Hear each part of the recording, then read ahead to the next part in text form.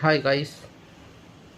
చాలా నెలలు సంవత్సరాలు అయిపోయి మనం కలిసి ఏం చేద్దాం guys. Somehow because of some issues I am unable to come online. ప్రస్తుతానికైతే మళ్ళీ వీడియోస్ చేద్దామని ఆలోచిస్తున్నా.